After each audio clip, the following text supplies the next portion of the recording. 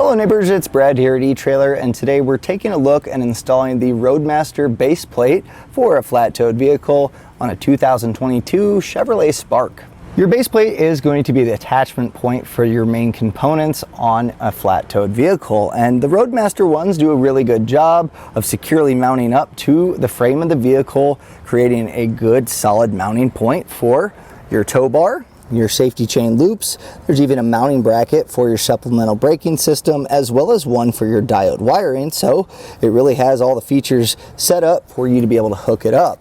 Now the great part about this one is the fact that it has these removable arms. You're simply just going to pull this, give it a twist, and your arms are going to come out, and that's going to give you a little bit more of an OEM look when you're just driving the vehicle around. And it's nice too because it just kind of keeps the clearance a little bit nicer out front. You don't have to worry about hitting your ankles on it as you walk around your vehicle. Now when you are ready to hook your vehicle up and hit the road by flat towing, you're just going to slide these in and give it a quick twist, and now your arm is locked into place. From here we'll take our tow bar, and this is going to work really well with your Roadmaster tow bars because it's going to slide here, your pin will go in place, and it's also going to align with the hole there. So once we have this lined up, put that in place, pin drops in, snaps. We then have our safety chain loop, which is nice. It protrudes just enough to where it's still easily accessible but not sticking out too much. You also again have your supplemental braking system here, and get our diode wiring in, and that's it. It's hooked up, ready to go. Just make sure your vehicle's in flat tow mode and you're ready to hit the road. Now this is a little bit trickier of an install. This being a 2022, there's a few things that I found that we had to kind of modify and adjust differently from the instruction manual to get installed. So I'm going to take you into the shop. We're going to walk through it all, and I'm going to make sure that you get your base plate installed. Now for the installation, the base plate obviously is going to live behind the fascia, so the big portion of this is going to be pulling the fascia off. And throughout the whole process, you're going to want to have a nice place to organize your hardware. That way it's easier for reinstallation. And chances are, if you're doing a flat tow setup, if you're doing your base plate and you have the fascia off, it's a great time to leave that off to get all your components mounted up. That way running wires is just a lot easier. So again, main thing, keep all your stuff organized, and that way it's going to go a little bit smoother. So let's begin our first step by taking our 10mm bolts off the top here. There's 2 on each side, as well as 2 plastic clips, so we'll go ahead and get those removed. For your plastic push pins, they're pretty simple. There's going to be a slot here. And I'm using a trim panel tool. These are really handy to kind of just pry up this top portion, and then you can go underneath the whole thing and it should pop out. Flathead screwdriver also works pretty well here. So we'll get both of these taken off. We're going to head underneath the vehicle here, and I'm going to be doing this obviously on a lift so you guys can see it. So if you're doing this at home, in your garage or on your driveway, you are going to be needing to probably jack up the vehicle for some of the steps. So again, just make sure you chalk your wheels while doing that. Now we're going to find that we have 3 10mm screws that go into the subframe on our splash shield here. So we're going to go ahead and get those removed.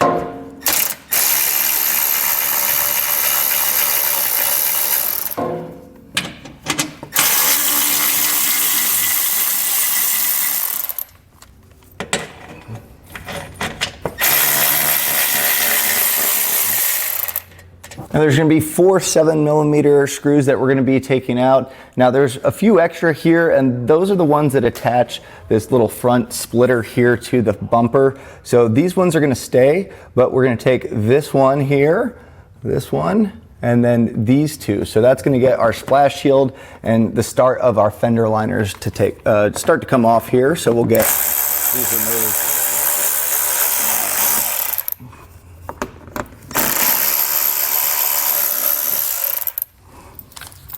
Now go ahead and repeat on the other side, and then we should be able to get our splash shield taken off. I'm just kind of slightly pulling this back.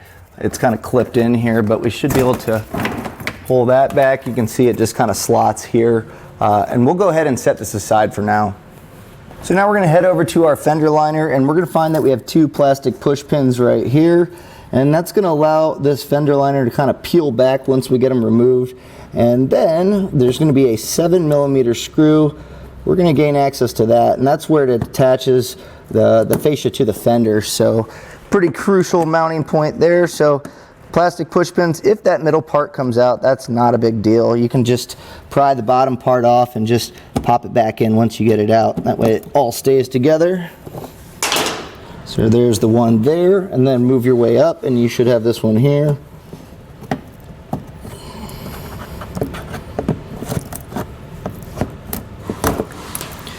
And then what we'll do is take your fender liner, you can kind of pull on the fascia and try to get underneath it. I'm gonna use my trim panel tool here. And work your way up where the fascia meets the front fender here. And you're gonna see that there's a 7mm screw that's attaching that, so we'll go ahead and get that removed.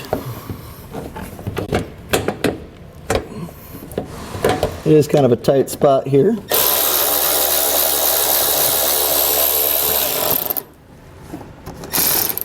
So now we're just going to head over to the other side of the vehicle and repeat the same process. So now at this point we're going to take our front fascia off, and I recommend having an extra set of hands as the fascia can kind of be big and flop around. You don't want to drop that or damage it. And also sometimes there's electrical connections that's really hard to unsnap while you're holding the fascia yourself. So you might grab a friend that's willing to be able to help you here, and also have a spot set up to put your fascia, and that way it's not going to get scratched. Now I've gone ahead and put painter's tape here on the edges, and that's just going to kind of help when we take it off, but also put it back on, as those clips can kind of rub until you kind of get it seated. It can scratch the clear coat, so this is a nice easy way to just prevent that from happening. Now pulling this off, you're going to kind of reach behind the fender liner here and just kind of pull out. You should have some clips, and just work your way slowly. They should come out fairly easily. You might have to put a little bit of force, but just take your time. You don't want to break the tabs. Now this one here, it does look like there's some black plastic cladding here that's attached to the bumper, so you can see there's some tabs here. So what you can do is kind of lift up on the fascia to get that to separate, and if you need to, you can put a flathead screwdriver on that black plastic to kind of push that down. But as I kind of peel back, that drops back in. So just work your way here. And then with the other side popped off, you can go ahead and kind of lift this portion here just up. Sometimes it can kind of hang on there. And then we'll slowly pull our fascia out. So as we pull this off, there is the electrical connection here for the fog lamps. Now there's going to be a locking clip, so just kind of reach down and you'll feel the straight line here. Just pull that back and that should snap, and then there should be the tab right where you pulled that back. Push that in and we should be able to get this to separate here. And mine just kind of popped off of where it was, but now you can actually see the clip, and we'll separate that. Now you're going to have one on the other side as well, so go ahead and get that separated. Now in the instruction manuals it says to take off the 4 plastic push pins on this upper air dam, but looking at it, it also has 4 that attach to the bumper beam, and this looks like it's all one piece. So I'm going to go ahead, and we have a total of 8 here that we're going to remove. So I'll go ahead and just pop those out.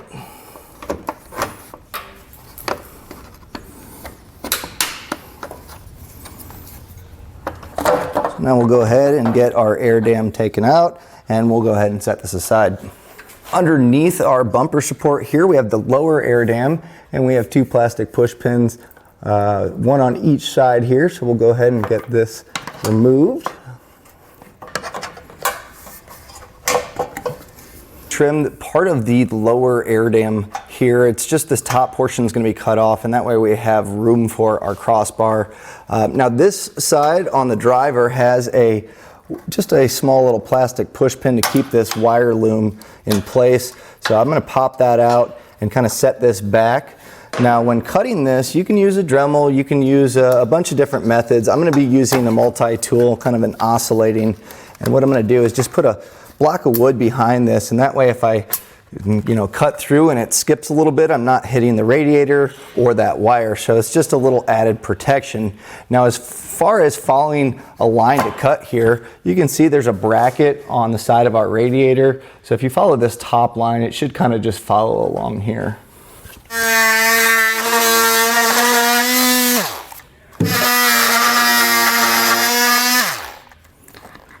Once we have that cut, we can take this piece and throw this away. I'll go back and just kind of sand down some of my rough edges here with a file, but we're going to go ahead and repeat the same process on the other side, so go ahead and do that. Take these 13mm bolts off. Each side's going to have 3, and there's also going to be an ambient air temperature sensor in the middle, and we'll be changing that up as far as just kind of setting it aside for now. But for now, we'll get our 13mm off.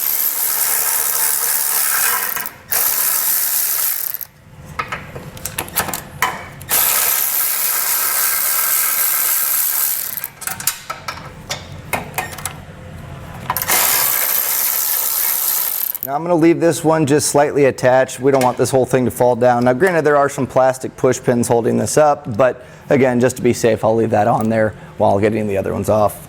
Now the whole assembly is going to be coming off, so where we trimmed on that lower air dam, plus this little beam here. So we're going to want to separate our plastic clips just like we did on that upper portion. So pry that off, and then when we come to our ambient air temperature sensor, it kind of pops in right here, so we're going to want to get this separated as well. And it's just little plastic clips here, so just kind of be careful, but we should be able to get this to pop out. So just kind of a slight twist and pull, and then we'll set this aside for now. We have 4 13mm here that we're going to remove. Earlier we removed the upper air dam, so we don't have to worry about that, but if you did not do that portion, that's going to be coming off with this.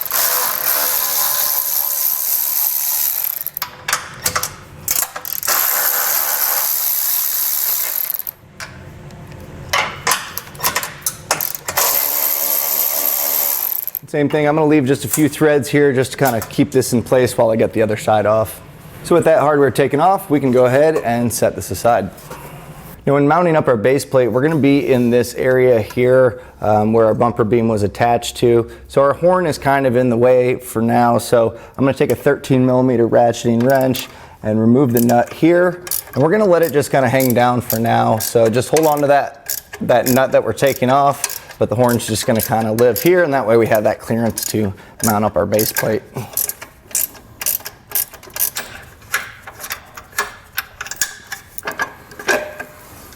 Now here on the side of our frame rail, we're going to be passing these bolts through these 2 holes. So we're going to need to enlarge them using a 1/2-inch drill bit. Now on the other side of the frame rail, you do have your radiator as well as some hard lines. So I put my block of wood here because we're going to need to also go through the other side. So the holes line up there, but we need to make sure that this bolt passes through. So I suggest keeping one of these handy, and that way you can kind of test fit to make sure that it goes all the way through. And what I'm going to do here on the passenger side, since this hard line is going to be in the way of my drill bit, I don't want this to be damaged. So with hard lines, you don't want to move them around too much, but we have this flexible line that goes right into the radiator. So what I'm going to do is pop this plastic clip off, and it just kind of seats in to the frame rail just as we had our plastic push pins. So just be gentle here. You don't want to kink the lines. That's going to really cause some headaches for us. So just take your time popping this off. And then with this hard line, since the drill bit's going to be kind of right here, I'm just going to kind of pull this back just a little bit so it's not going to chafe along here. Just be very careful, and if you need to, you could run a zip tie. Just be careful. Again, you don't want to kink these lines at all. Now I'm going to start enlarging these holes, so just make sure it's centered up there. And once we get through this portion, I'm going to just make sure that the end of the drill bit's seated on the other hole, and that way we have a straight shot across.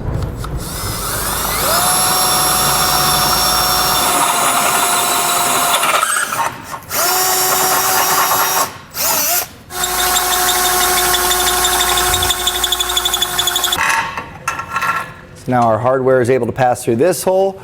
So what we're going to do is just repeat the same process. We have this back one here, and then we have the other side of the vehicle. So again, just take your time. And again, if you need to put a block of wood behind there, that way if the drill bit kind of runs through, you're at least protected.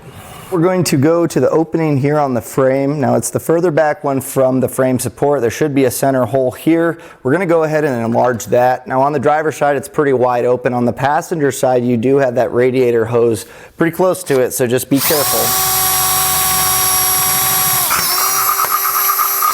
Now when drilling this through, we need to make sure to go all the way through the back here, so just be careful as far as clearances go. And I've actually test fitted our base plate up, and it is a very tight fit, and the tolerances are going to be a little bit tricky. So what I'm going to do is waller this out just a little bit wide, and that way we have a nice path to be able to get our bolt through. So go ahead, drill through the back side, and as I mentioned before, where that center hole was, I'm going to enlarge mine out a little bit to the wide side, and that's just going to help us out. That way, once we have the base plate in, it's hard to drill this out again. So go ahead and start drilling.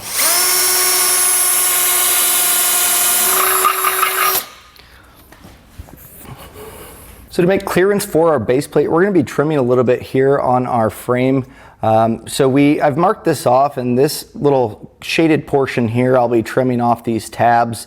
So the measurements, you have 9/16 high by 1 inch. Now you can kind of err a little bit more on making this a little smaller.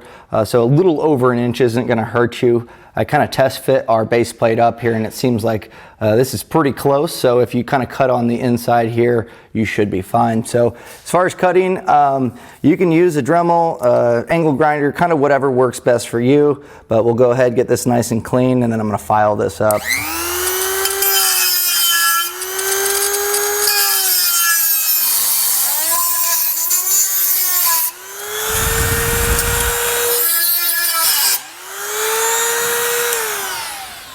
Now that I have that cut out, I'm going to go back with my file again and just kind of get some of those burrs off. I'm also going to take a little bit of just clear coat, or you can use whatever spray paint to just kind of coat those raw edges, because that exposed metal can turn into rust and corrosion over time. So just putting a coat of paint there to kind of protect it just is, you know, an easy step to prevent this from, again, rusting out. So now that we have this one cut out, I'll go ahead and cut on the other side. We'll get this filed and painted. Now we're getting ready to put our base plate up, and I've gone ahead and just tried to get this figured out to where it's nice and easy for you guys at home. Now I've had to make a few modifications, and the main ones being right here where we've cut out, I've notched these a little bit higher. It's going to give us a little bit of extra room, and clearance is going to be real tight here.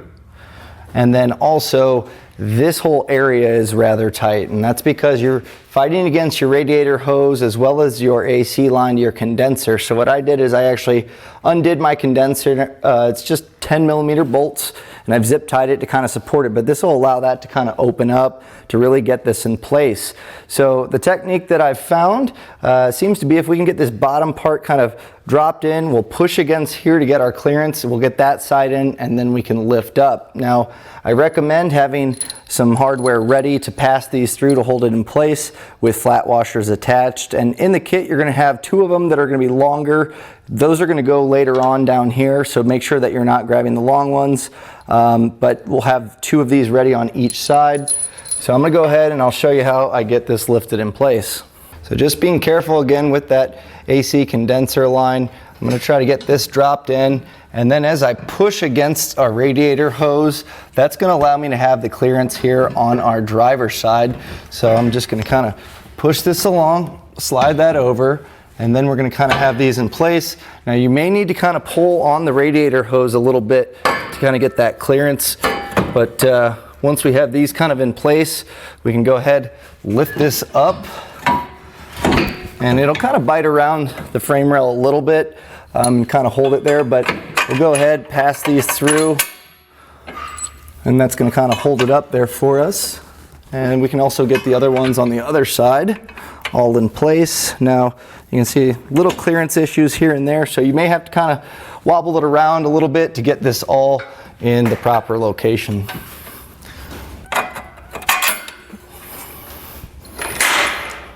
And you might need to use a dead blow to kind of knock this in place. Now this does have a little cutout here for our radiator hose, so make sure it's kind of in here, and that's going to help it from fighting against us here.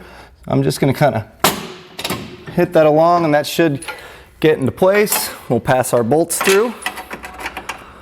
We're going to put the rest of our hardware on our bolts, so we're going to use a flat washer and then a split washer, and then I'm just going to hand tighten this nut on.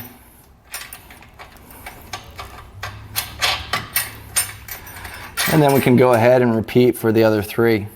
Grab the larger bolt this nut plate here, as well as our small washer, a split washer, and a nut. And we're gonna go on the back side here.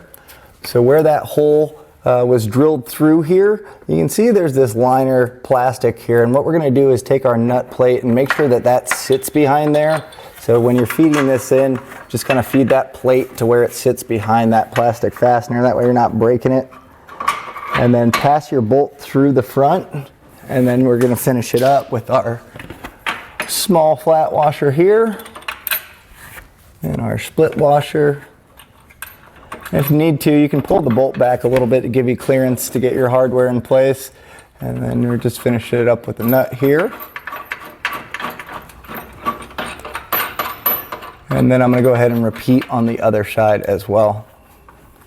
So I'm going to go ahead and just take a little bit of red Loctite here before tightening down our hardware. And this is just going to make sure that long term these are going to stay in place. They're not going to back out with a little bit of road vibration. So put a little bit there. And then as far as tightening goes, you're going to need to put a wrench on one side, and I'm just using my 3/8 impact right now to snug it up. Normally I like to tighten down on the nut side, but unfortunately just spacing is going to be kind of tricky. So right now I'm just going to get everything snug. I'm going to come back with my torque wrench right after this. So as long as you have it, cinched down pretty good, you don't have to get crazy because the torque wrench will really make sure that we have it perfect. So tighten them all down.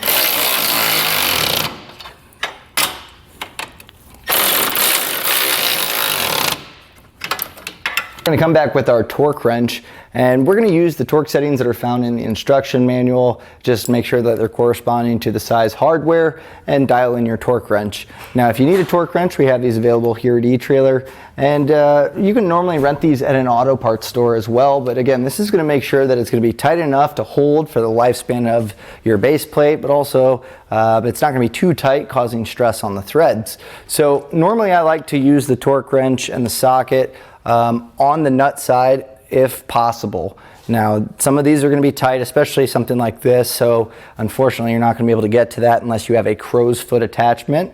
So that's a decent way to get to these, but we'll go through and get all of our hardware torqued down to spec.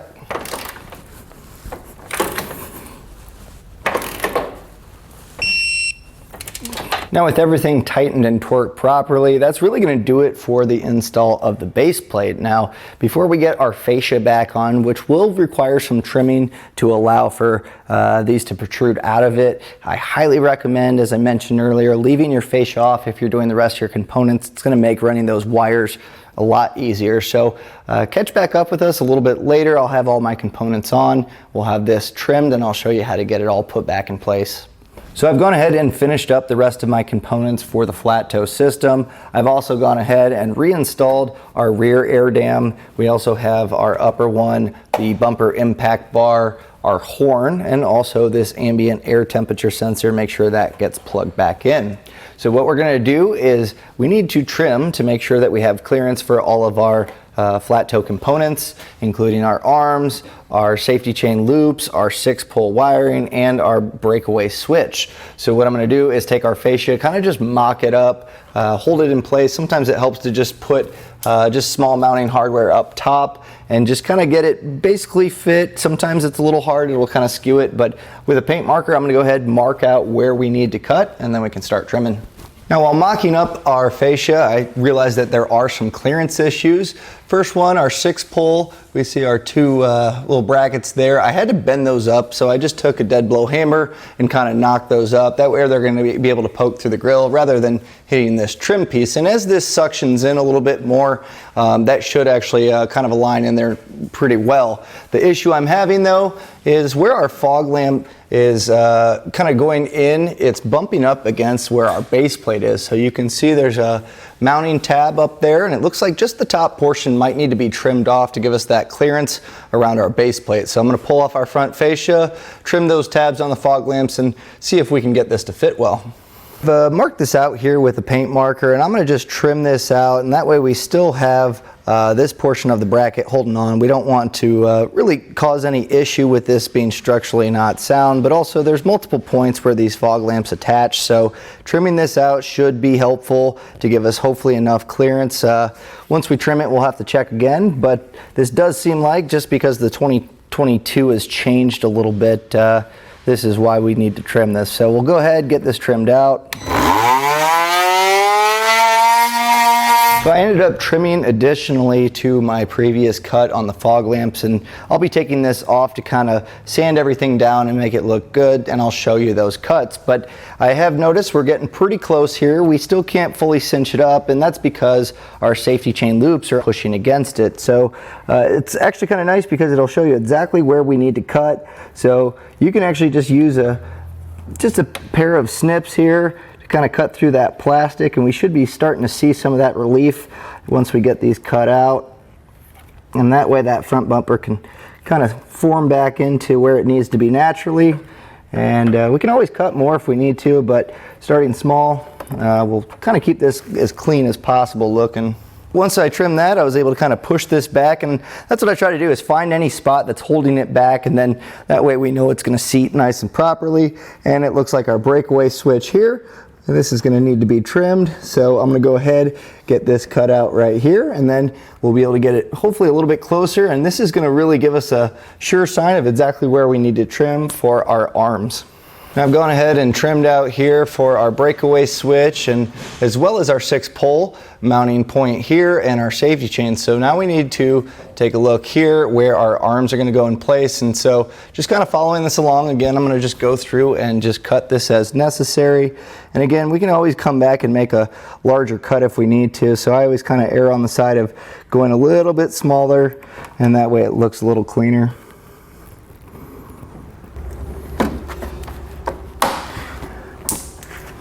So we can actually test fit our arm in place here, see if it works.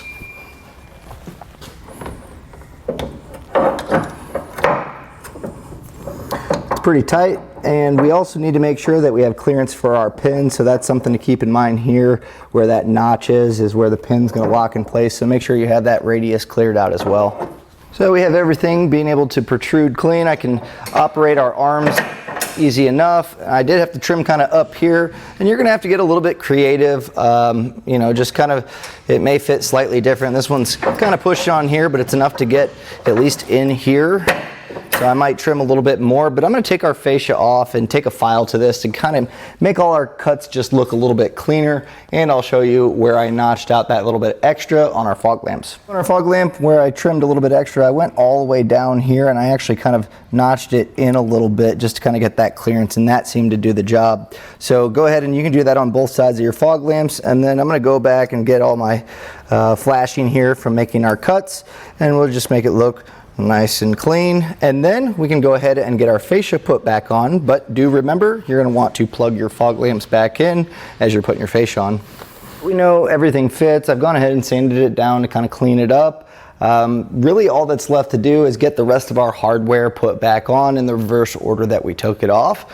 And that was a look and installation of the Roadmaster base plate for flat-toed vehicles on a 2022 Chevrolet Spark.